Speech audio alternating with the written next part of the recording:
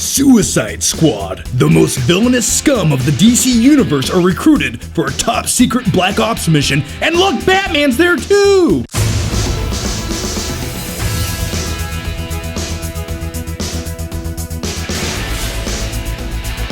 Hey there guys, how are you? So let's talk about Suicide Squad, which was my number 2 most anticipated movie of 2016. Right behind this movie right here. This movie stars Will Smith, Margot Robbie, Courtney, Kinnaman, and Jared Leto as the Joker. Now the first thing I want to talk about is the animated film Suicide Squad Assault on Arkham, which I really enjoyed the animated movie, and I felt like when you compare the two movies, you have the animated film and you have the live action film, I really felt like the live action film should have borrowed some elements from that animated feature film. What I'm getting to is essentially you have this small group of characters in Arkham Asylum doing a mission, and that smaller setting makes for a more intriguing film, and it just gives it a better vibe. And as far as the first act of the film goes, I thought it was the strongest portion of the entire movie. I really like movies that take place in a prison type setting. I don't know why, maybe that's why The Shawshank Redemption is one of my favorite movies of all time. My name is Killer Croc, and the sisters never laid another hand on Deadshot that day. That's my shitty Morgan Freeman impression. Let's just keep talking about Suicide Squad. Now during the first act of this film is when you're introduced to all the characters of Suicide Squad,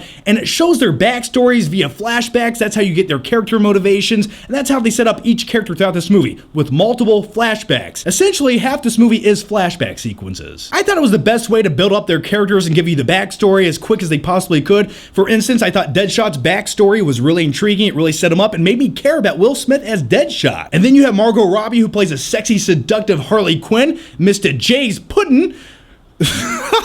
Yeah, anyway, I would say the majority of the runtime of this film is dedicated to flashbacks featuring Harley Quinn and the Joker setting up her origin story along with the Joker. And I'm not complaining, because if any movie wants to showcase Margot Robbie for an extended amount of time where I have to look at her on screen, here, take my money, please, give me more. And if you're a hardcore fanboy of Harley Quinn and you love the Batman animated show from the 1990s, well, you're gonna be pleasantly surprised by some of the things that they feature in this film. Just pay close attention. She nails all the perfect Harley Quinn one-liners. Mr. J, all those little things blend together to make the perfect Harley Quinn, and at one time, she's carrying this large hammer around, and you're just like, holy shit, this is actually happening in live action. And then you have the character Rick Flag, played by Kinnaman, or as I just call him, PG-13 RoboCop, and he is essentially Amanda Waller's errand boy. He's the guy who has to babysit and look after the Suicide Squad when they're out on the streets fighting this evil force, which, by the way, let's talk about the evil force / antagonist of this movie. Now, very quickly, I'm about to talk about the villain of the film. I'm not going to give you too much detail,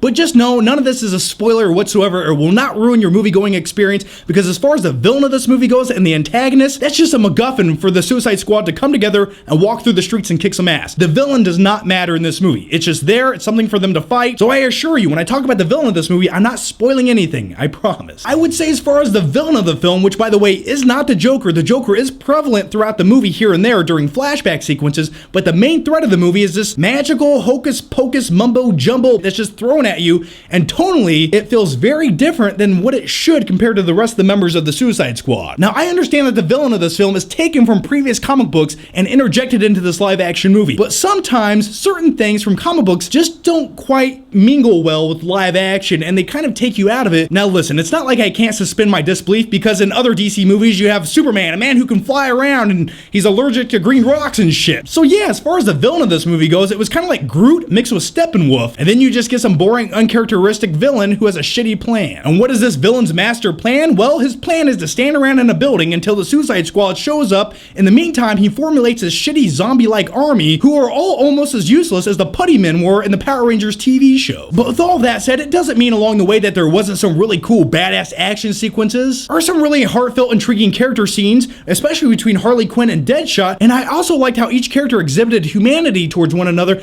That way they felt like real people at times and not just one-dimensional comic book characters. And the best example I can give you of that is in this movie, Courtney actually had charisma. That's right, Courtney had charisma in a movie. And I was also very pleasantly surprised how much I really enjoyed Will Smith playing Deadshot. I have to say this is one of Will Smith's better performances in recent years, and I really enjoyed the flashback sequence with Deadshot in the first scene where he's pulling off a hit. I really thought it set up the character perfectly. I'm not gonna kill you, I'm just gonna hurt you really, really bad. That's a shitty Joker impression. Anyway, let's talk about Jared Leto as the Joker in this film. And he almost felt like a mix of Heath Ledger's Joker mixed with a little bit of, I don't know, a guy who likes to party too much and has shitty tattoos. Now, I will say this about Jared Leto's interpretation as the Joker. He was very sinister at times, like with Heath Ledger's Joker or Jack Nicholson's Joker. Like, I could be stuck in a room with him and I feel like I could communicate with him. But this guy, you just never know what he's gonna do to you. And very quickly, before I give you my final flicking thoughts on the Suicide Squad, there's one more character I wanted to briefly talk about. Ever since I was a little kid and I watched the Batman animated TV show, I always wanted to see a live adaptation of Killer Croc, and we finally get that. And the best way I can describe Killer Croc in this film is, well, just let me give you one line that he gives in this movie. I want a TV with BET on it. Yeah, he honestly says that in the movie. But as far as the character goes, I really like the way that he looked. I like the way that they presented him. They made him a powered up badass.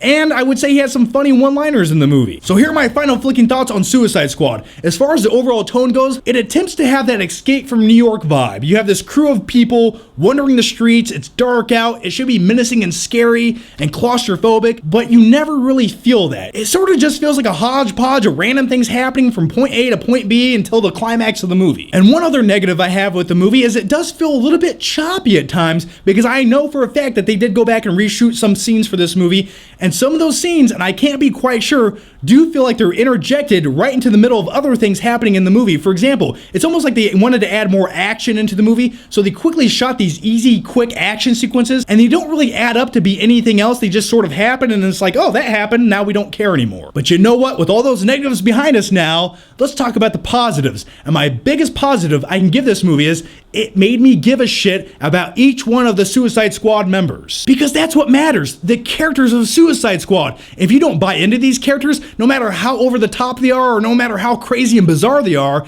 if you can't buy into that or care about them, well, the movie's going to completely fail. For me, that's what the movie perfectly executed. I cared about characters like Harley Quinn. I cared about Deadshot. I even cared about Captain fucking Boomerang. I'm not gonna lie to you guys, this is a tough one to score because I can't quite make up my mind, but you know what? When it comes down to it, I do feel like watching this movie again, so I'm going to give the Suicide Squad a B for Batman cameos. That's right, Batman's in the movie for like 5 minutes, and I loved all 5 minutes. The thing that's frustrating is they interjected such an over-the-top shitty villain into this movie where you have all these great characters that it kind of takes away from everything that's good and kind of just places it around something mediocre. And I think if they would have changed out the villain and tweaked a few things, you would have had a much better movie. Alright, so that's my take on Suicide Squad. Now here's my question to you guys, and let me know down below, what did you guys think about the movie? What did you like? What did you not like? And speaking of Batman and awesome badass Batman t-shirts, if you guys want to check out my store over on TeePublic, I'll put the link down below. I have a whole bunch of badass awesome Suicide Squad / Batman t-shirts over there. If you guys want to check them out, they're at really good prices. Like I said, link down below. And by the way, you guys can get a shirt very much like this. And also, if you haven't already, please make sure you check out my last video where I give a Flick Cave tour. Yeah, it's a tour of my new office, my location, my setup. I show you guys behind the scenes, everything I'm doing, and some updates about my life. So if you guys want to watch my YouTube studio tour / new Flick Cave, well, I'll put that link down below. Thanks for watching, guys, and if you haven't already, make sure you subscribe.